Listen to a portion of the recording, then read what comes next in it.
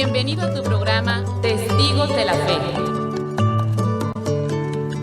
Tomadla, porque yo escojo todo lo que vos queréis.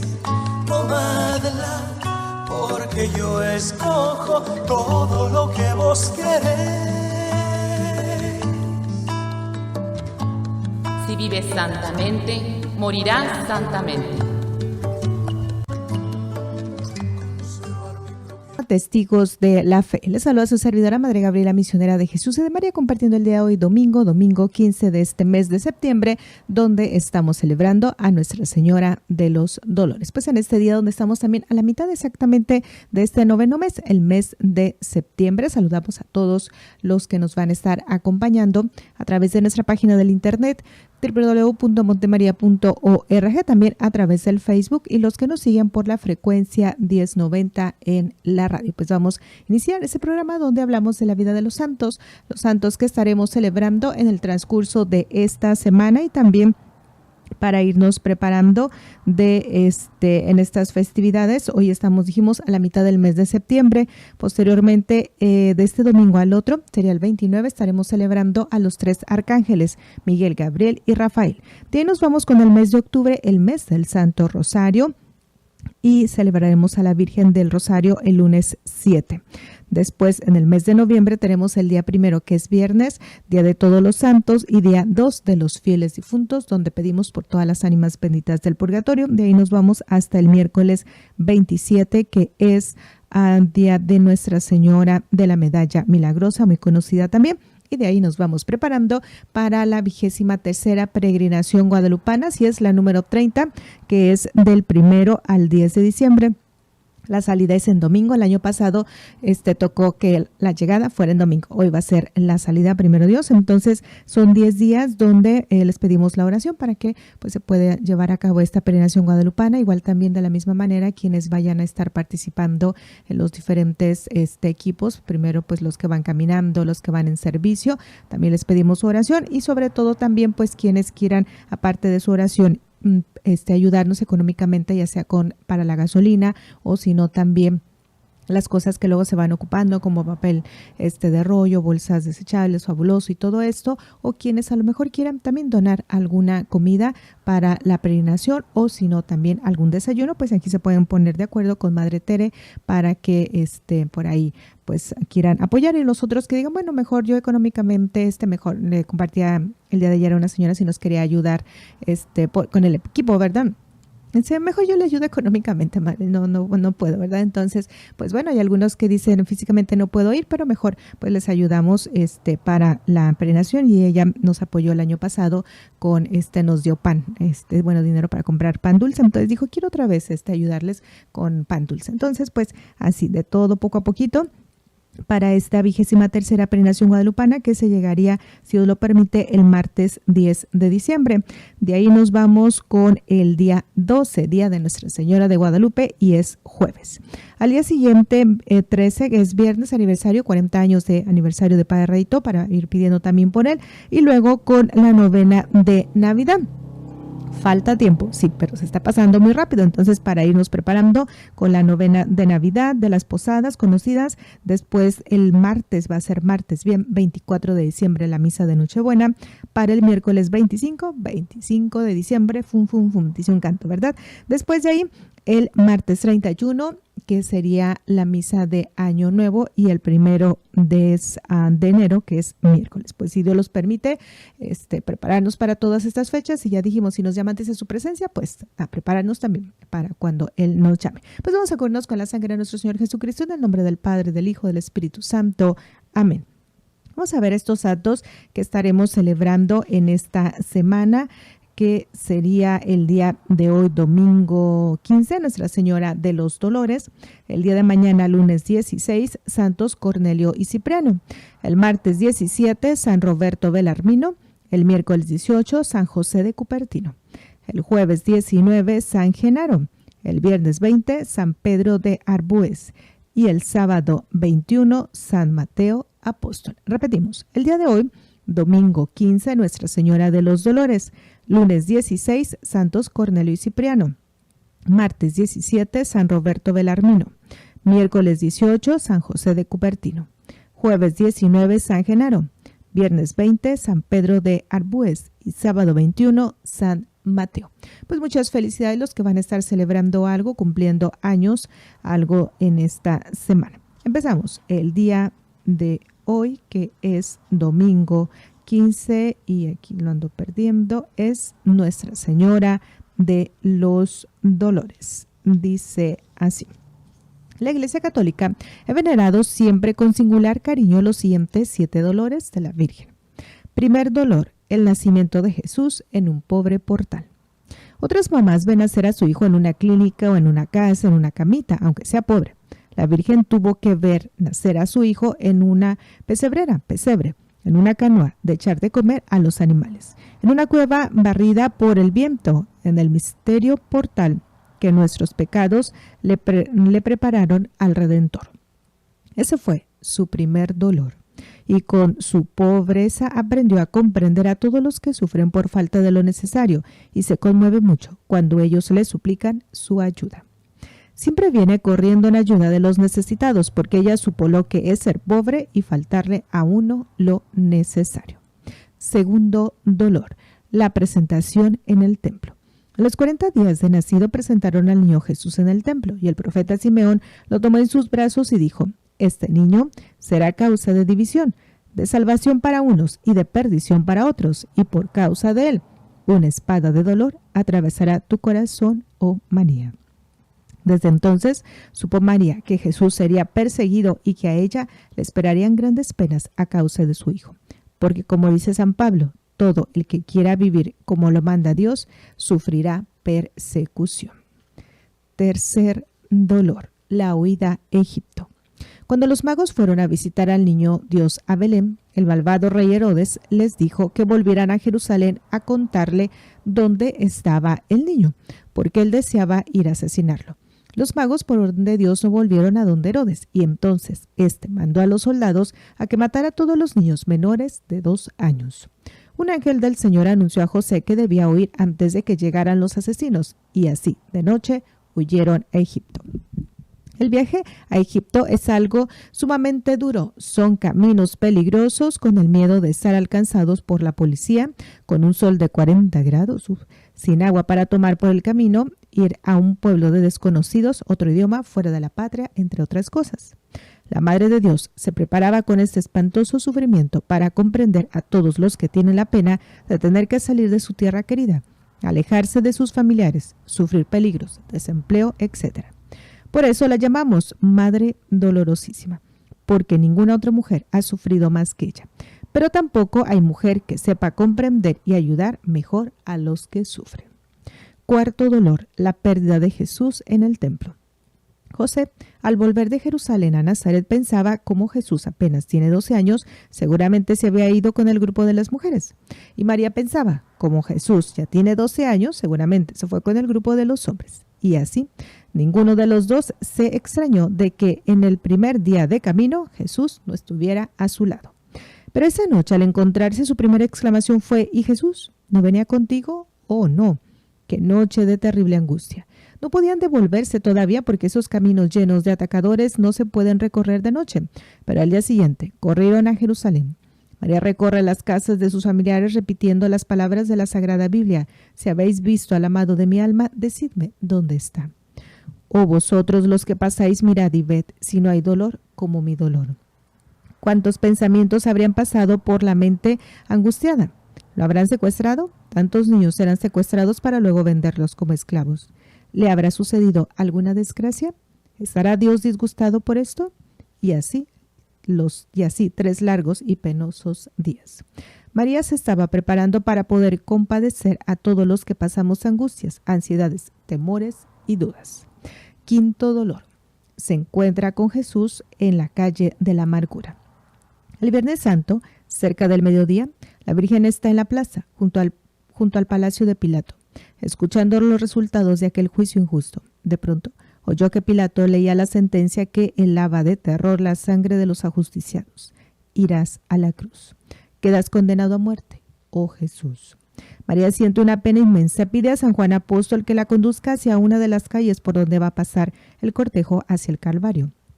Allí esperaba a Jesús y pronto lo ve llegar. Oh, pero ya no es el imponente profeta que predicaba en las montañas. Ahora es una piltrafa de carnes sanguinolientas. La Sagrada Biblia dice que ya no parecía un hombre, uno retiraba la vista del horror al verlo, tan desfigurado que estaba. Y cuenta la tradición que la Virgen Santísima de la Pena se desmayó. Por muchos siglos hubo allí una capilla llamada del desmayo y la gente le explicaba a los turistas: aquí se desmayó la Virgen María cuando se encontró con su hijo camino al Calvario. Nuestra Señora Patrona de las despedidas dolorosas, rogad por nosotros para que en las horas de tristeza y de crueles separaciones recibamos del Señor toda la fortaleza necesaria para sufrir con valor y por Dios. Amén. Pero María se repuso de su desmayo, pidió a San Juan que le acompañara hasta el Calvario y allí se fue, porque ella repetía como Jesús: Padre, si no es posible que pase este cáliz de amargura sin que yo lo beba, que no se haga lo que yo quiero, sino lo que quieres tú. Hágase tu voluntad. Sexto dolor: Jesús muere en la cruz. Ver morir a su hijo es terrible, pero ver morir al más bueno y amable de todos los hijos y de una muerte tan cruel, tan injusta, tan inhumana como la que le dieron a Jesús, es el más grande tormento que un corazón de mujer haya soportado sobre la tierra. Séptimo dolor: Jesús bajado de la cruz y puesto en los brazos de María Santísima. La sepultura de Jesús fue una de las más pobres que se han presenciado en la humanidad. Solamente 7 personas, 3 hombres y 4 mujeres, siempre mayoría mujeres, en los actos de religión, porque los hombres están muy ocupados en varias cosas. La Virgen no tuvo con qué comprarle una sepultura, ni siquiera una mortaja. Tuvieron que prestarle de limosna un sepulcro y regalarle unas sábanas para envolverlo.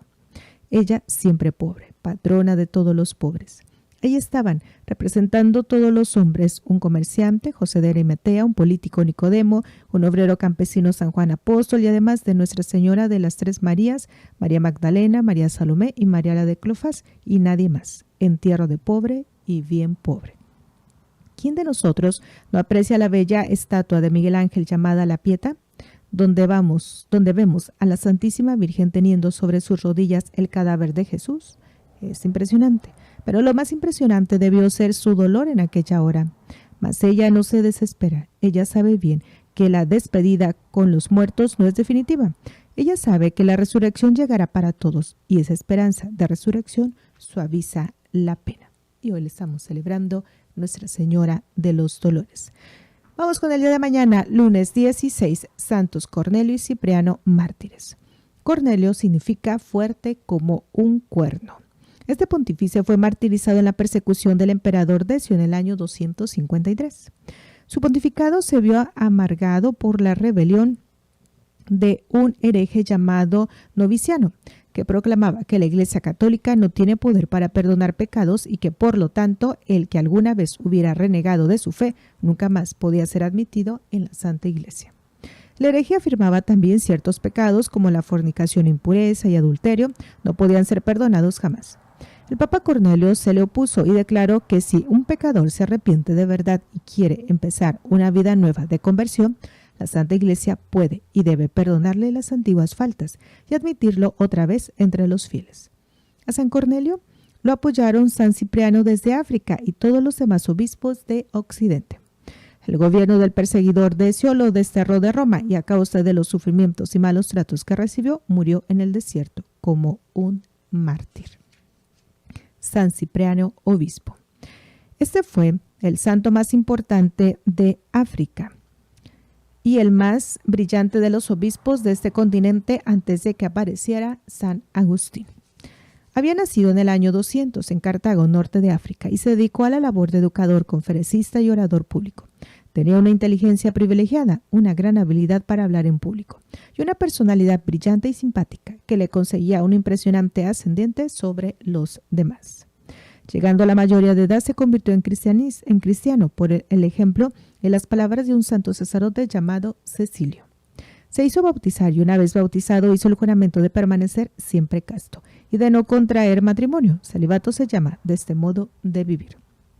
A las gentes las llenó de admiración el tal voto juramento, porque esto no se acostumbraba en aquellos tiempos. Desde su conversión descubrió Cipriano que la Sagrada Biblia contiene tesoros maravillosos de buenas enseñanzas y se dedicó con toda su brillante inteligencia a estudiar este libro santo y a leer los comentarios de los antiguos santos que habían escrito respecto de la Sagrada Escritura. Hizo el sacrificio de renunciar a sus literatos mundanos que tanto le agradaban antes y en adelante ya no citará ni siquiera una frase de un autor que no sea cristiano católico. Escribió un comentario acerca del Padre Nuestro, tan bello que hasta ahora no ha sido superado por otro autor.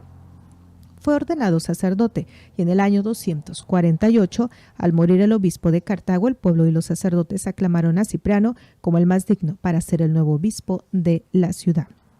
Él se resistía y quería huir a esconderse, pero al fin se dio cuenta de que era inútil oponerse al querer popular y aceptó el importante cargo diciendo: me parece que Dios ha expresado su voluntad por medio del clamor del pueblo y de la aclamación de los sacerdotes, y llegó a ser el más importante de todos los obispos que tuvo Cartago. Un escritor de ese tiempo dejó este relato de la bondad y de la venerabilidad de Cipriano. Era majestuoso y venerable, inspiraba confianza a primera vista y nadie podía mirarle sin sentir veneración hacia él. Tenía una agradable mezcla de alegría y venerabilidad, de manera que los que lo trataban no sabían qué hacer más, si quererlo o venerarlo, porque merecía el más grande respeto y el mayor amor. En el año 251, el emperador Decio decreta una terrible persecución contra los cristianos. Le interesaba sobre todo acabar con los obispos y destruir los libros sagrados.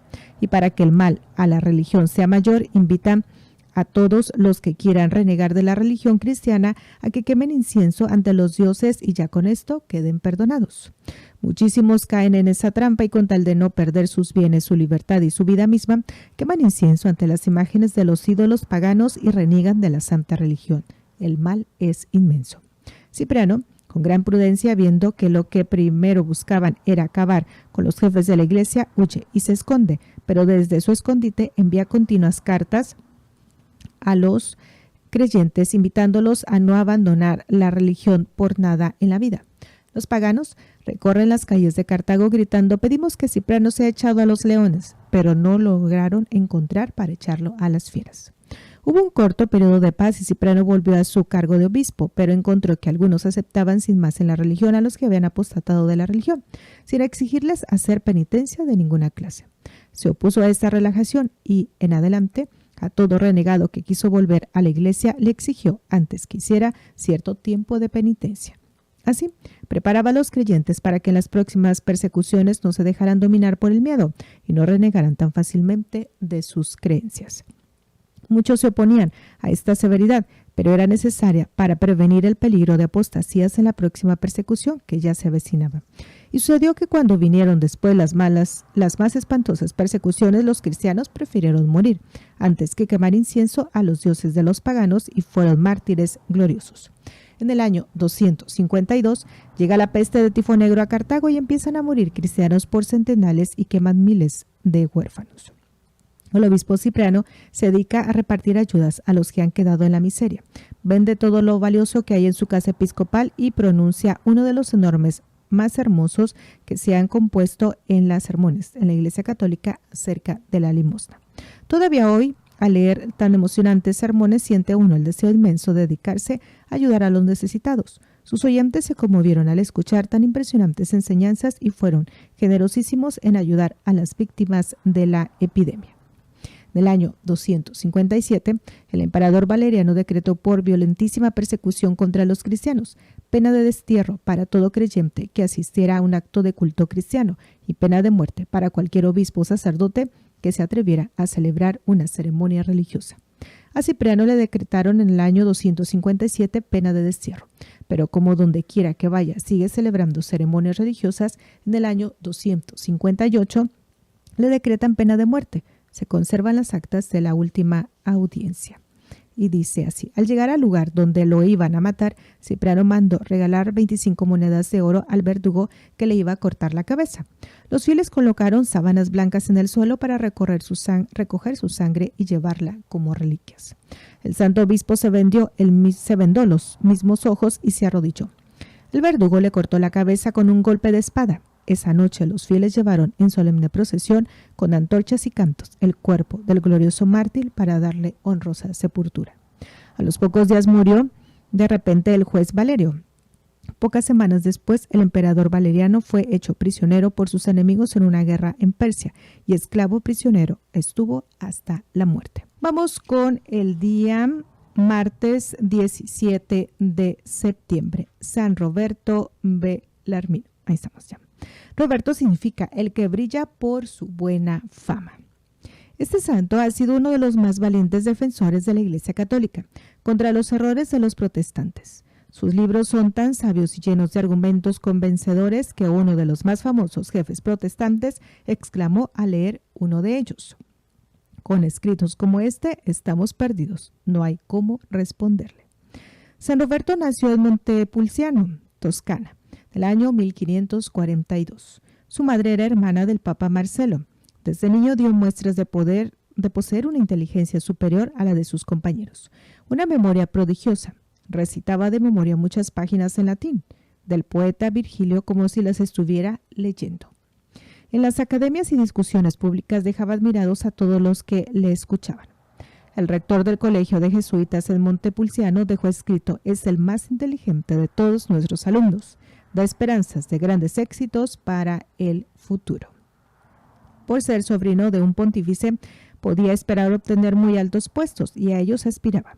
Pero su Santa Madre lo fue convenciendo de que el orgullo y la vanidad son defectos sumamente peligrosos, y cuenta él en sus memorias. De pronto, cuando más deseoso estaba de conseguir cargos honoríficos, me vino de repente a la memoria lo muy rápidamente que se pasan los honores de este mundo, y la cuenta de todos vamos a tener que darle a Dios, y me propuse entrar de religioso, pero en una comunidad donde no fuera posible ser elegido obispo ni cardenal. Y en esa comunidad eran los padres jesuitas, y así lo hizo. Fue recibido de jesuita en Roma en el año 1560. Y detalles de los misterios de Dios. Él entraba a esa comunidad para no ser elegido ni obispo ni cardenal, porque los reglamentos de los jesuitas les prohibía aceptar esos cargos. Y fue el único obispo y cardenal de los jesuitas en ese tiempo. Uno de los peores sufrimientos de Roberto durante toda la vida fue su mala salud. En él se cumplía lo que deseaba San Bernardo cuando decía: ojalá que los superiores tengan una salud muy deficiente para que logren comprender a los débiles enfermos. Cada par de meses tenía que enviar a Roberto a las montañas a descansar porque sus condiciones de salud eran muy defectuosas, pero no por eso dejaba de estudiar y de prepararse. Ya de joven seminarista y profesor, luego como sacerdote, Roberto Belarmino atraía multitudes con sus conferencias, por su pasmosa sabiduría y por la facilidad de palabra que tenía y sus cualidades para convencer a los oyentes. Sus sermones fueron extraordinariamente populares desde el primer día. Sus oyentes decían que su rostro brillaba mientras predicaba y que sus palabras parecían inspiradas desde lo alto. Belarmino era un verdadero ídolo para los numerosos oyentes. Un superior enviado desde Roma para que le oyeran los sermones que predicaba en Lovainana escribió luego: nunca en mi vida había oído hablar a un hombre tan extraordinariamente bien como habla el padre Roberto. Era el predicador preferido por los universitarios en Lovaina, París y Roma. Profesores y estudiantes se apretujaban con horas de anticipación junto al sitio donde iba a predicar. Los templos se llenaban totalmente cuando se anunciaba que era el padre Belarmino el que iba a predicar. Hasta se subían a las columnas para poder verlo y escuchar.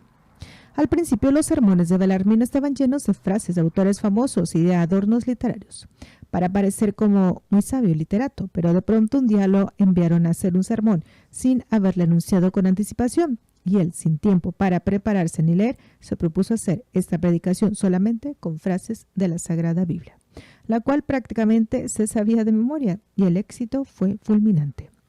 Aquel día consiguió más conversiones con su sencillo sermón bíblico que las que había conseguido antes con todos sus sermones literatos. Desde ese día cambió totalmente su modo de predicar. De ahora en adelante predicará solamente con argumentos tomados de la Sagrada Biblia. No buscará parecer como sabio, sino transformar a los oyentes. Y su éxito fue asombroso. Después de haber sido profesor de la Universidad de Lovaina y en varias ciudades más, fue llamado a Roma. para enseñar allá y para ser rector del colegio mayor que los padres jesuitas tenían en esa capital. Y el sumo pontífice le pidió que escribiera un pequeño catecismo para hacerlo aprender a la gente sencilla. Escribe entonces el Catecismo Resumido, el cual ha sido traducido a 55 idiomas y ha tenido 300 ediciones en 300 años. Éxito únicamente superado por la Santa Biblia y por la Imitación de Cristo. Luego redactó el Catecismo Explicado, y pronto su nuevo catecismo estuvo en las manos de sacerdotes y catequistas en todos los países del mundo. Durante su vida logró ver 20 ediciones seguidas de sus preciosos catecismos.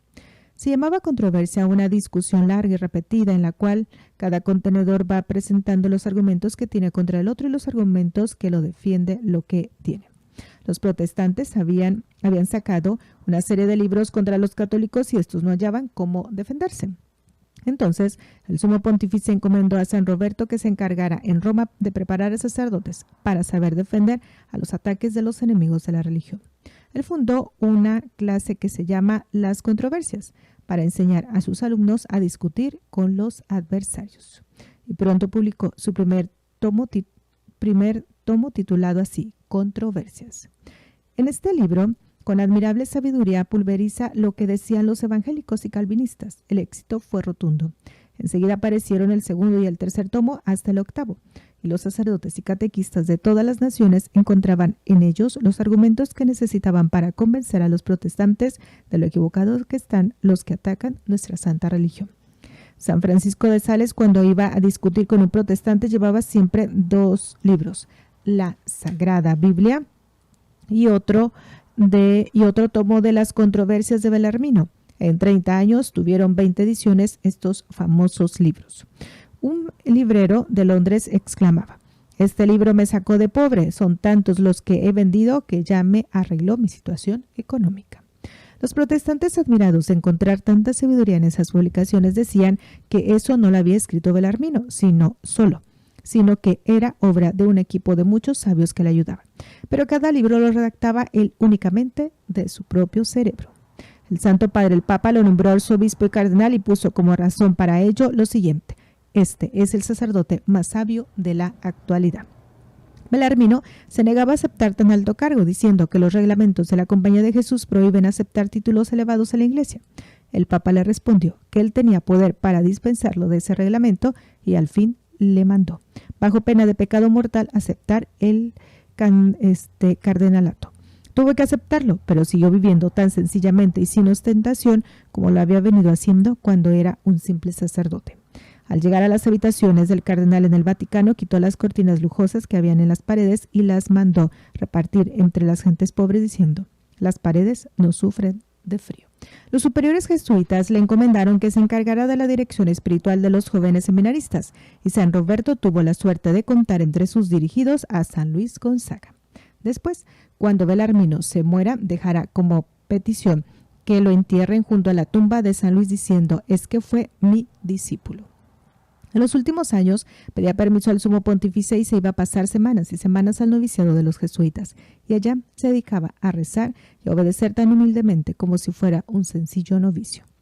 En la elección del nuevo sumo pontífice, el cardenal Belarmino tuvo 14 votos, la mitad de los votantes. Quizá no lo eligieron por ser jesuita, pues estos padres tenían muchos enemigos. Él rezaba muy fervorosamente a Dios para que lo librara de semejante cargo tan difícil y fue escuchado.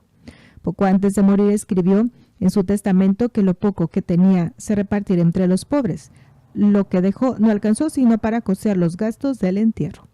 Que sus funerales fueran de noche, para que no hubiera tanta gente y se hiciera sin solemnidad. Pero a pesar de que se le obedeció haciéndole los funerales de noche, el gentío fue inmenso y todos estaban convencidos de que estaban asistiendo al entierro de un santo. Murió el 17 de septiembre del año 1621. Su canonización se demoró muchísimo porque había una escuela teológica contraria a él que no lo dejaba canonizar. Pero el sumo pontífice Pío XI lo declaró santo en el año 1930 y doctor de la Iglesia en el año 1931. San Roberto Belarmino, pídele a Dios que nos envíe sabios defensores de la Iglesia, que nos ayuden a librarnos de los ataques y errores de los protestantes. Amén. Pues así es. Vamos con el día miércoles 18, San José de Cupertino. José nació en el año 1603 en el pequeño pueblo italiano llamado Cupertino. Sus padres eran sumamente pobres. El niño vino al mundo en un pobre cobertizo pegado a la casa, porque el papá, un humilde carpintero, no había podido pagar las cuotas que debía de su casa y se le habían embargado. Murió el papá y entonces la mamá, ante la situación de extrema pobreza en que se hallaba, trataba muy ásperamente al pobre niño y este creció debilucho y distraído. Se olvidaba hasta de comer. A veces pasaba por las calles con la boca abierta mirando tristemente a la gente. Y los vecinos le pusieron por sobrenombre el boquiabierta. Las gentes lo despreciaban y lo creían muy poca cosa. Pero lo que no sabían era que sus deberes de piedad era extraordinariamente fervoroso y que su oración era sumamente agradable a Dios, el cual le iba a responder luego de manera maravillosa. A los 17 años pidió ser admitido de franciscano, pero no fue admitido. Pidió que lo recibieran en los capuchinos y fue aceptado como hermano lego, pero después de 8 meses fue expulsado, porque era en extremo distraído. Dejaba caer los platos cuando los llevaba al comedor, se le olvidaban los oficios que le habían puesto, parecía que siempre estaba pensando en otras cosas. Por inútil lo mandaron para afuera. Al verse desechado, José buscó refugio en casa de una familiar suyo que era rico, pero él declaró que este joven no era bueno para nada y lo echó a la calle. Se vio entonces obligado a volver a la miseria y al desprecio de su casa. La mamá no sintió ningún placer al ver regresar semejante inútil y para deshacerse de él le rogó insistentemente a un pariente que era franciscano para que recibieran al muchacho como mandadero en el convento de los padres franciscanos. Sucedió entonces que en José se obró un cambio que nadie había imaginado. Lo recibieron los padres como obrero y le pusieron a trabajar en el establo y empezó a desempeñarse con noble destreza en todos los oficios que le encomendaban. Pronto, con su humildad y amabilidad, con su espíritu de penitencia y su amor por la oración, se fue ganando la estimación y el aprecio de los religiosos en el año 1625. Por votación unánime de todos los frailes de esa comunidad, fue admitido como religioso franciscano. Lo pusieron a estudiar para prepararse al sacerdocio, pero le sucedía que cuando iba a presentar exámenes se trababa todo, y no era capaz de responder. Llegó uno de los exámenes finales y el pobre fray José, la única frase del Evangelio que era capaz de explicar completamente bien era aquella que dice: «Bendito el fruto de tu vientre, Jesús». Estaba asustadísimo, pero al empezar el examen, el jefe de los examinadores dijo: «Voy a abrir el Evangelio y la primera frase que salga, esa será la que tiene que explicar». Y salió precisamente la única frase que Cupertino se sabía perfectamente: «Bendito sea el fruto de tu vientre». Llegó al fin el examen definitivo en el cual se decidía quiénes sí eran ordenados, y los primeros 10 que examinó el obispo respondieron tan maravillosamente bien todas las preguntas que el obispo suspendió el examen diciendo: ¿para qué seguir examinando a los demás si todos se encuentran tan formidablemente preparados?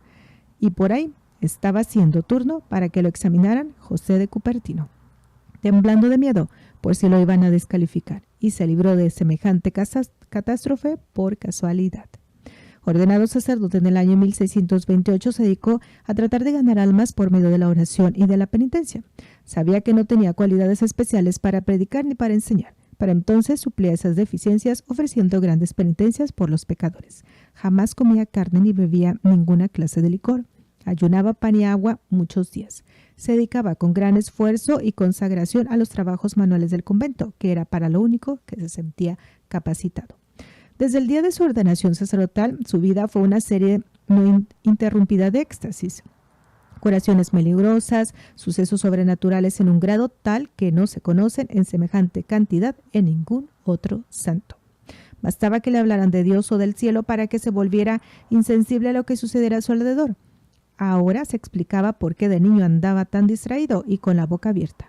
Un domingo, fiesta del Buen Pastor, se encontró con un corderito, lo echó al hombro y al pensar en Jesús Buen Pastor, se fue levantó por los aires con cordero y todo. Los animales sentían por él un especial cariño. Pasando por un campo se ponía a rezar y las ovejas se iban reuniendo a su alrededor y escuchaban muy atentas sus oraciones.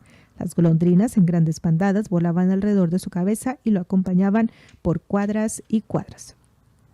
Ya sabemos que la Iglesia Católica llama éxtasis a un estado de elevación del alma hacia lo sobrenatural, durante lo cual la persona se libra momentáneamente del flujo de los sentidos para dedicarse a contemplar lo que pertenece a la divinidad.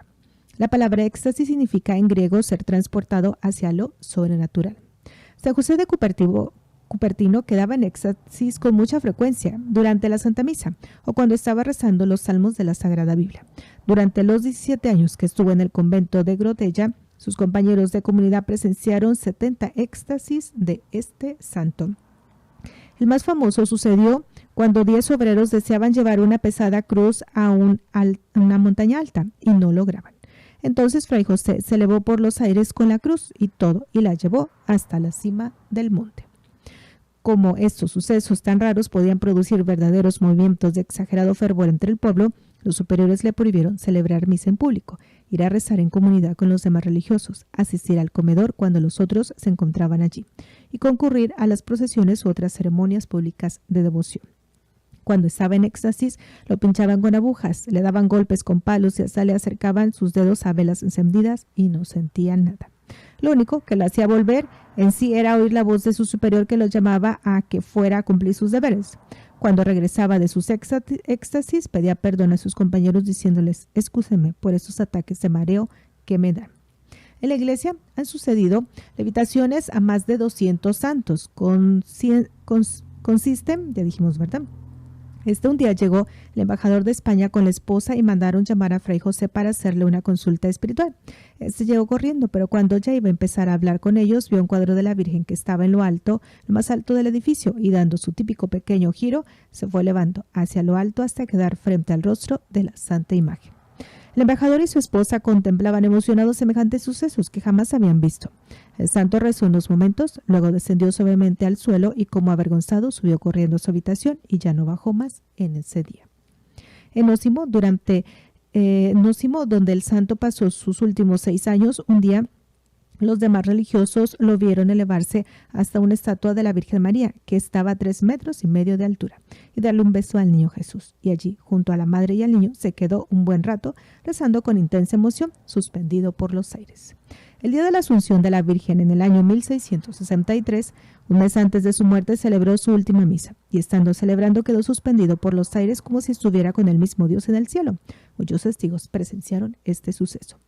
Muchos enemigos empezaron a decir que todo esto eran meros inventos y lo acusaban de engañador. Fue enviado al superior general de los franciscanos en Roma y, al darse cuenta de que era tan piadoso y tan humilde, reconoció que no estaba fingiendo en nada. Lo llevaron luego donde el sumo pontífice Urbano VIII, el cual deseaba saber si era cierto o no lo que le contaban de los éxtasis y las levitaciones del fray. Y estando hablando con el Papa, quedó José en éxtasis y se fue elevando por el aire. El duque Hanover, que era protestante, al ver a José en éxtasis, se convirtió al catolicismo.